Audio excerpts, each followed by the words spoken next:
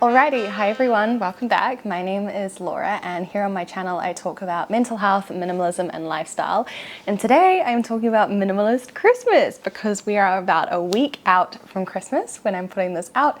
And I know that this is a hot topic for minimalists, right? It is the thing that we always struggle with every year is what are we doing for Christmas? And there are some really awesome creators out there with some really awesome content on how to kind of tackle the holiday season.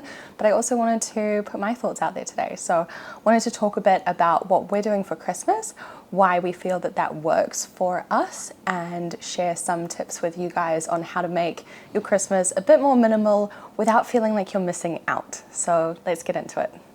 Alrighty, firstly, I wanted to show you our Christmas decorations. I just forgot that we have a wreath on the front door, so I'm going to grab that. Alrighty, so a few years ago, we got this wreath from like a $2 shop.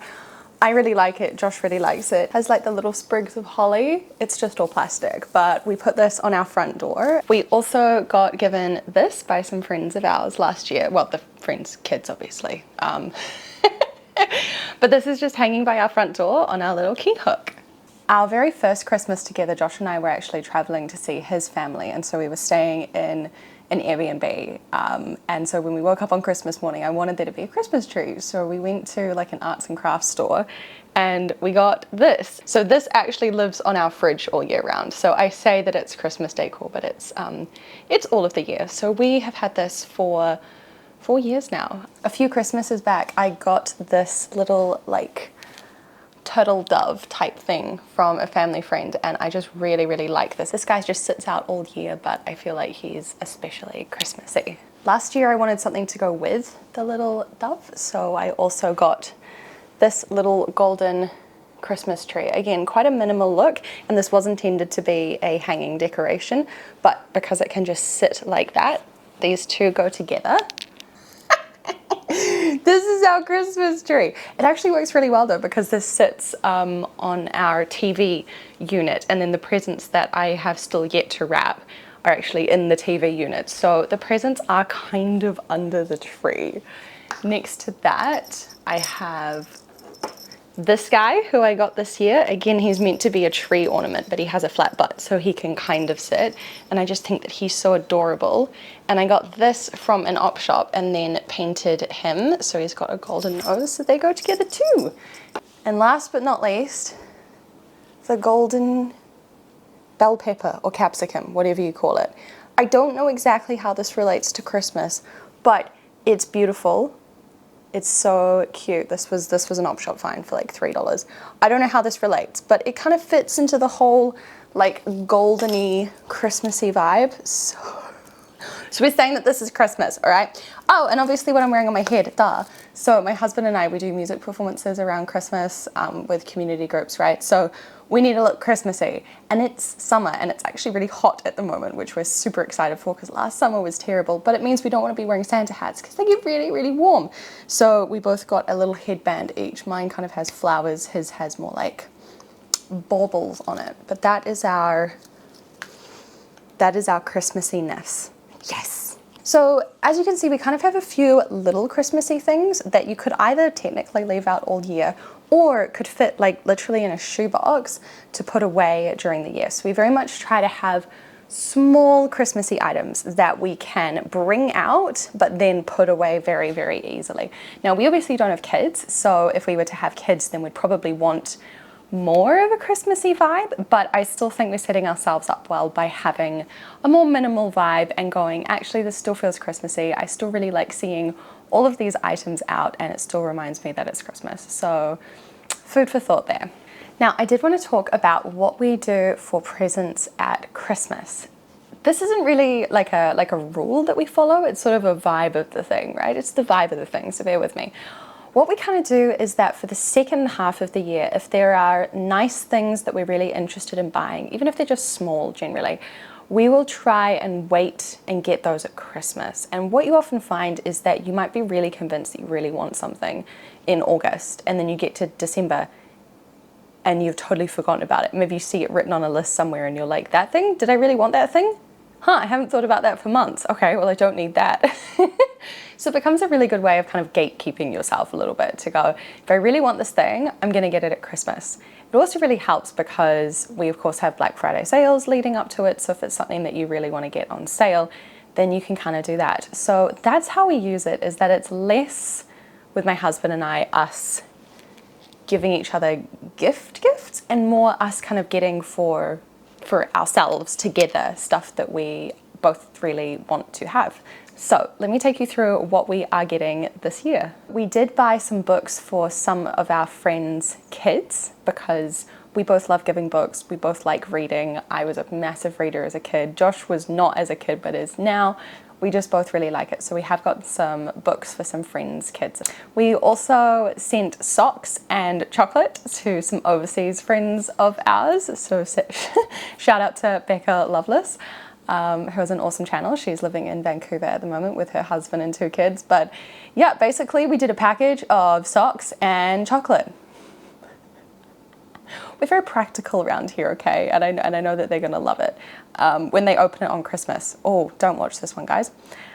Okay, this one is very much a wanting to buy something for life kind of item, and this one's for us. So we have just like the plastic salt and pepper grinders that you get for like $6 at the supermarket. The salt ones worked really well for a while, but the pepper one seems to break every kind of 6 months to 1 year. And I was starting to feel like, okay, sure, this is a disposable item that I just wanted to just keep using, so not dispose of it, but it keeps breaking. And so I decided to do a bit of research into buying a salt and pepper grinder that would actually last for a long time, because I'm the kind of person where I either go for the most basic thing and I'll just keep using that, or if I'm going to spend out for something more expensive, I want it to be something that I can use for a really, really long time. I don't want to sort of go, oh, I didn't like the supermarket pepper grinder, so let me get a Kmart pepper grinder or a warehouse pepper grinder, or like in the States, like a Target pepper grinder, right? I'm like, no, if I'm going to be spending more than just literally the most basic, I want it to be something that's actually going to last properly. So we are getting Peugeot salt and pepper grinders. So these have a lifetime warranty on the grinding mechanism, and I am really excited for these. We technically only needed the pepper one, but it's really nice to have the set. And also, if you have 2 different ways that they work and like 2 different ways up, you will get confused, right? And so it'll be constant frustration. So we've got the set, and we're going to be getting that for ourselves for Christmas, and we intend to keep using this forever, basically. Oh, this one's quite fun. So we decided to change up our cookware. We had been gifted a really awesome big pan that we were using for everything, and I got rid of the cheaper pans that we've been using for a few years. However, that one lost its non-stickiness, and looking online, it looked like it couldn't really be fixed. So we were thinking about upgrading to cast iron, and then friends of ours were heading overseas and had a Lodge cast iron Dutch oven with the lid that like comes off and also becomes a pan, and they're like, hey, does anyone want this? So we nabbed that, which was so amazing and has been so awesome to use. But we were already thinking that we wanted to get a cast iron griddle pan, and the reason why we're thinking this is that a few years ago we were thinking about getting a barbecue because we're in New Zealand, my husband's Australian, like throw some vegan shrimp on the barbie, because he's vegan, right? We wanted to get a barbecue, but then we realized it wasn't the most practical, but it's still really nice to have that kind of charcoaly, barbecue-y effect on your food. It's really nice. And when we were away on our honeymoon, the place that we stayed had a griddle cast iron pan, and it was so awesome. And that was like the only pan that we used there. So I was cooking eggs on this, we cooked our sausages on it, we cooked like veggies in it, and it was so awesome. And I think that griddle combo where it kind of steams a bit on one little bit and then next to it is like charcoaling it, words. It's just really awesome. So we already have the main Lodge stuff because our friends gifted it to us so kindly, and we're getting the griddle pan for Christmas for Josh. Yeah, from his family. Don't watch this, Josh. But I'm really excited for that, and that was something that we were like, okay, if we're gonna have a family present, this would be a really awesome thing to have for it, so super excited for that. Ooh, Okay, this one's really fun. That was just my neighbor. We have these short drinking glasses that we really like drinking out of, and if I'm doing like a sparkling water or if I have like a G&T or something, I will put them in this glass. But I always want to drink it with a straw, but we have tall straws and that doesn't work in the short glasses. So I really wanted to get short straws. I wanted to draw the short straw. Which wouldn't sound that difficult. It doesn't sound like it's that difficult to get, but I really struggled to get these. And what I ended up finding was these. I'm going to add a picture here of me using the green one to drink a green juice. Is these super cute. It's a set of 6 glass straws that are in different colors, and they're so cute and they're so satisfying to use. I say because I already opened them. It's Christmas time, all right? They're so nice and they're so fun. So yeah, look, is this an essential item? As a minimalist, is this essential to my happiness? I'm gonna say yes, they are awesome. We also often use Christmas as a good time to stock up on like basics kind of items. So my track pants that I wear constantly in winter, I know it's now summer, I got some really nice new ones of those because it was a good price and I'd already met the shipping requirement, because I was also stocking up from the same online store on underwear and like comfy bralettes for myself and Josh. So again, stuff that we were starting to kind of run out of, or things are wearing out. We had the good Black Friday sales, so we used that as an opportunity at the end of the year to go, right, how many more of these do we want? Because these are really great and the old ones are wearing out. Of the ones we don't like so much, let's replace them. So we both got some undies, I got some bralettes, I got a new pair of track pants, and that's kind of our like comfy cozy present to ourselves. It's nice to have a comfy cozy present. I remember a few years ago, Josh's nieces, we got them dressing gowns for Christmas, you know, like robes, like bath robes. And they never really had them before, like it just never been a thing that the family had kind of done. And they got them for Christmas and they got all these other presents, right? And they like put them on to wear them home in the car and then like fell asleep with them on, because it was just so nice to have like a cozy present. So there we go. That's my top tip, particularly for you people in the Northern Hemisphere. Get a cozy present. Yeah, get a cozy present. Slightly more high tech. So my husband, being a classical musician, will often record himself for different things, doing his playing. And his old recording device is pretty old. So what they do is they have like specific little things that you can just set up, put somewhere, and then you can do your playing, right? Grab it, plug it into the computer, take the stuff off, right? It's not sort of a microphone like I have now that's a whole setup. It's just a self-contained little device. And so his was getting quite old, and also it was proving really difficult, and he was having to use multiple devices to record video and audio and whatever. So we had a look, and this was sort of my present to him. I paid for part of this. He got a new recording device which does audio and video awesomely in the same little device. I could not believe how small it was when it arrived. It was ridiculous. But yeah, that's a really cool thing that we were kind of like, him and I are both terrible at actually investing in things. I know I have this cute microphone here, but I really had to push myself to be like, this is going to make a difference. And I do think it has, but oftentimes we're very bad at actually being like, this thing is going to improve my life. If it has more than $100 of a price tag, let's go do it. So it's a really good excuse for us to actually do meaningful upgrades on stuff in our life. And he's already used it for one of our Christmas concerts, and it just sounds so much better than his old recording device. So yeah, that's really awesome. Okay, for me, a new iPhone. Yep, that's it. You can take my minimalist badge and be like, Laura got a new iPhone for Christmas. She's out of here. No, okay, so before getting this, which is, let me finish. Before getting this, I had an iPhone SE 2020. So I bought that 2.5 years ago. That was totally fine for my purposes at the time. But I was finding the battery life really difficult. And I was also really struggling with the video quality. So when I sit down to do videos like this with you guys, I use my camera, that's awesome. But when I'm out and about, this thing is not practical. I really hoped it would be, but it's really not.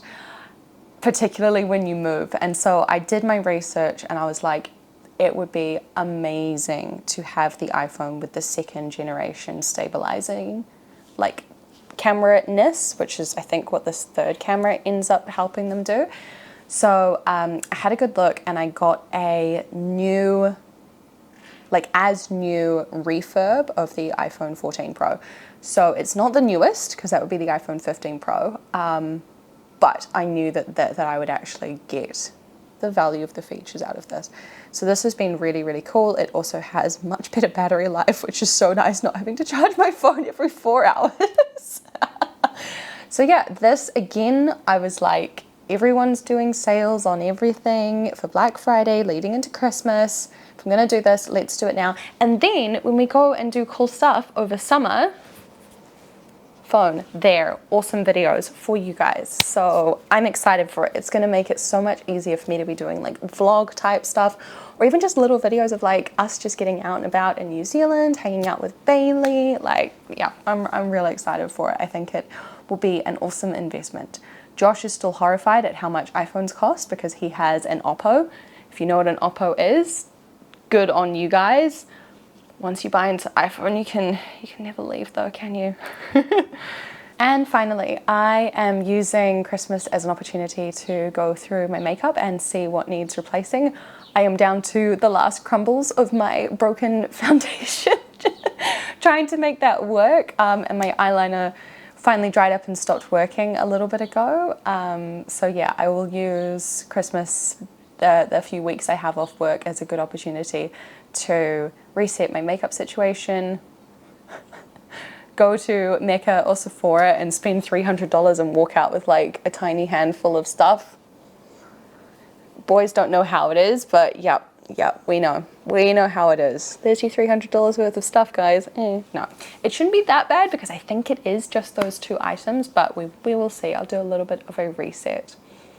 In terms of other gifts, like for friends or family, since Josh and I are just doing Christmas with each other and Bailey, and we're actually dog sitting for some friends of ours as well, we are just kind of focusing on that. We had quite a big Christmas last year with a lot of people, and there's just kind of other stuff going on right now. So we are just taking a bit of time and a bit of space, and I think that that's how this really is still a minimal Christmas for us, is that it's just the stuff that we know is going to really help us celebrate and rejuvenate and relax and all that good stuff. So I hope that you guys enjoyed this video. Let me know in the comments down below what you are doing for your minimal Christmas this year and what that looks like for you, because it looks different for everyone. But the important thing is that we're focusing on what's important to us at this time of the year. So I will see you guys again soon. If I don't talk to you before then, have a great Christmas, happy holidays, and we'll see you in the new year. Bye.